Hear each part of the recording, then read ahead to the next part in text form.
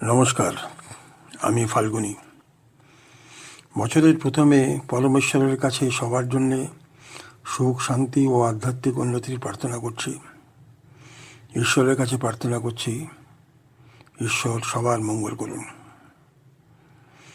আজ জ্ঞানবৃক্ষের অধিবেশনে বাংলার সিদ্ধপুরুষ শ্রী লোকনাথ ব্রহ্মচারীর ঈশ্বর সাধনার পথ নির্দেশ নিয়ে কিছু আলোচনা করব। বাবা লোকনাথ ভগবান শিবের অবতার। সমস্যাবহুল অধর্ম মানুষদের সঠিক পথ দেখাতে, সহজ পথে, ঈশ্বর নির্দেশিত পথে জীবনযাত্রার পথে চলার শিক্ষা দিতে ইনি পৃথিবীতে তার অবতার রূপে জন্ম নিয়েছিলেন। অনেক ভক্তদেরই প্রশ্ন, পরমেশ্বর ও অবতার এই দুইয়ের মধ্যে পার্থক্য কী? ঈশ্বর হলেন সেই সর্বোচ্চ ঐশ্বরিক শক্তি যিনি বিশ্ব ব্রহ্মাণ্ড সৃষ্টি করেছেন। মানুষরাও তার সৃষ্টি, এই পৃথিবীতে তার নির্দিষ্ট কাজ করতে আসা। এই পরমেশ্বর নিরাকার এবং মানুষ তার কল্পনায় নানা রূপে তাকে পুজো করেন। সেই পরমেশ্বর যখন পৃথিবীতে অধর্ম বা তার ইচ্ছার বিরুদ্ধে কর্মযোগ্য দেখেন, তখন তিনি পৃথিবীতে অবতীর্ণ হন ধার্মিক উদ্দেশ্যে ধর্মকে সুপ্রতিষ্ঠিত করতে। এই রূপকেই বলা হয় অবতার, এবং অবতার মানুষ বা অন্য রূপে অবতীর্ণ হতে পারেন। ভক্তের কাছে ঈশ্বর উপলব্ধি খুব সহজ নয়। বিশুদ্ধ মন, ধর্মাচরণ ও সমর্পণ করলেই ঈশ্বরের করুণা পাওয়া যায়। অন্যদিকে অবতাররূপী ঈশ্বর সহজেই মানুষের পাশে দেখা দেন, উপদেশ দিতে পারেন সহজবোধ্য হিসাবে, এবং নিজের জীবন প্রভাবের মাধ্যমে ভক্তদের শিক্ষা দিতে পারেন। শ্রী লোকনাথ ব্রহ্মচারী ভগবান শিবের অবতার। পৃথিবীতে অবতীর্ণ হয়েছিলেন 31শে আগস্ট 1700 খ্রিস্টাব্দে। মানুষের মাঝে ছিলেন 160 বছর। তার মৃত্যু একটি লিখিত তথ্য অনুসারে 3রা জুন 1890 বাংলাদেশের বারদি আশ্রমে তার দেহ সমাহিত, যার জেলা নারায়ণগঞ্জ। যদিও তার মৃত্যু নিয়ে নানা মত আছে, তবে লিখিত তথ্য নেই। খুব সহজ ভাষায় তার বাণী ও শিক্ষা মানুষকে আবার ধর্মের পথে নিয়ে এসেছে। তাই আজ লোকনাথ বাবার মন্দির দিকে দিকে, কচুয়া থেকে দমদম মল রোড, বহু ভক্ত তার কাছে প্রার্থনা করতে আসেন সারা বছর। ভক্তরা অনুপ্রাণিত হন তার এই বাণীতে, যারা সমস্যা ও কষ্টে জর্জরিত। তিনি বলেছেন, ধৈর্য ধরো, বিশ্বাস করো, আমি তোমার পাশে আছি। সময়ের সাথে সব ঠিক হয়ে যাবে। আমার নামেই আছে মুক্তির পথ। অর্থাৎ ভক্তরা নাম কীর্তন করো, বিশ্বাস রাখো, নিজের সমস্যা ঈশ্বরকে সমর্পণ করে দাও। উনি পাশে আছেন, সব সমস্যা সময়ের সাথে সমাধান হয়ে যাবে। অর্থাৎ নিজেকে ঈশ্বরের কাছে সমর্পণের বাণী, যেটা ভগবান শ্রীকৃষ্ণও বলেছেন। বাবা লোকনাথের 5টি বাণী মানুষের ঈশ্বরমুখী যাওয়ার একটি পথ। এগুলো বলছি।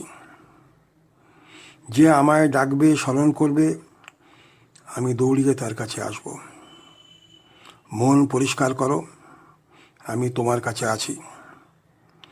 সদা সত্যকে ধারণ করো, সত্য তোমাকে রক্ষা করবে। দুঃখ তোমাকে ভাঙতে নয়, গড়তে এসেছে। অন্যকে কষ্ট দিও না, অন্যের কষ্টই তোমার কষ্ট হয়ে ফিরে আসবে।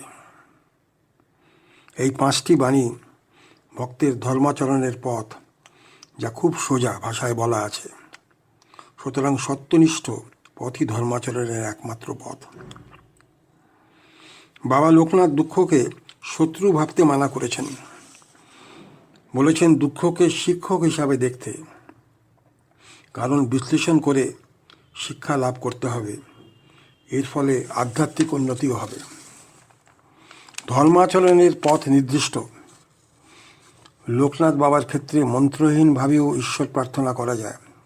মন্ত্রগুলি বলছি, যা সাধকরা ইচ্ছে করলে গুগলে পেতে পারেন।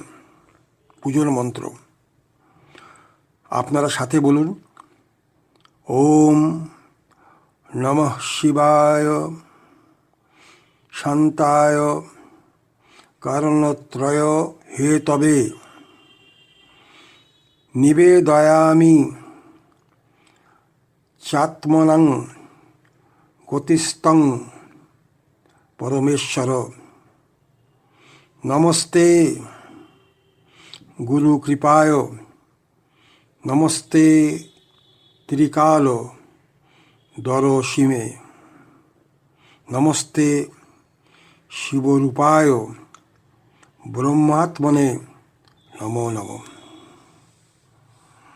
এবার প্রণাম মন্ত্রটা বলছি, এটাও আপনারা ধীরে ধীরে বলুন। ওম যোগেন্দ্রায় নমস্তভ্যম ত্যাগীশ্বরায় ভৈ নমঃ ভূমানন্দ স্বরূপায় লোকনাথায় নমো নমঃ। নমামি বারদীচন্দ্রং নন্দন কাননে শরং হরিণ। নমামি ত্রিলোকানায়ং লোকনাথায়ং কল্পতরুং।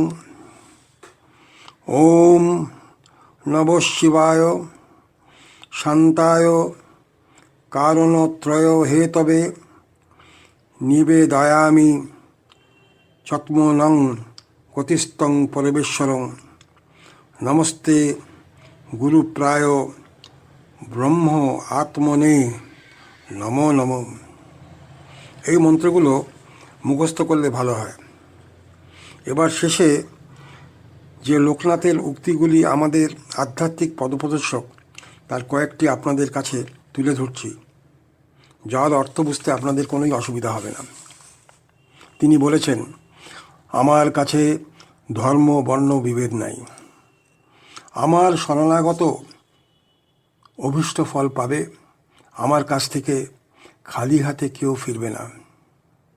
আমার নাশ নেই, আমি নিত্য পদার্থ, সুতরাং আমার শ্রাদ্ধও নেই। সবচেয়ে ইম্পর্ট্যান্ট, রণে বনে জঙ্গলে জলে যেখানেই বিপদে পড়বে আমাকে স্মরণ করো, আমি তোমায় রক্ষা করব। উনি বলেছেন, দেহ একটি পাখির খাঁচা, অর্থাৎ দেহ একটি আধার। আসল পরিচয় তো আত্মা, যা দেহের মধ্যে আছে, মৃত্যুর পর উড়ে যায়। উনি বলেছেন, আমি ধরা না দিলে আমাকে ধরবে কার সাধ্য। জীবনে যদি মুক্তি পেতে চাও, সংসার বন্ধন ত্যাগ করো। অর্থাৎ গীতাকে যাকে আকর্ষণ বলা হয়েছে, অর্থাৎ অ্যাটাচমেন্ট, সংসারের দিকে অ্যাটাচমেন্ট ত্যাগ করতে হবে। উনি বলেছেন যে আমার আশ্রয় প্রার্থী, তার দুঃখ দূর করব, কারণ তার দুঃখ আমার হৃদয়ে আদৃত করে। উনি আরও বলেছেন, অর্থ চুরি বা ব্যয় হলে চিন্তা বৃথা, কারণ অর্থই হলো অনর্থ। সব অবস্থায় অর্থ কিন্তু দুঃখের কারণ। আসুন ভক্তরা, যারা লোকনাথ বাবার পুজো করার সুযোগ পেয়েছি, ধর্মাচরণের পথে হেঁটে বাবার উপদেশ মেনে এগিয়ে চলি, আমাদের আত্মার উন্নতি হবে। আজ এখানেই শেষ করছি। ধন্যবাদ।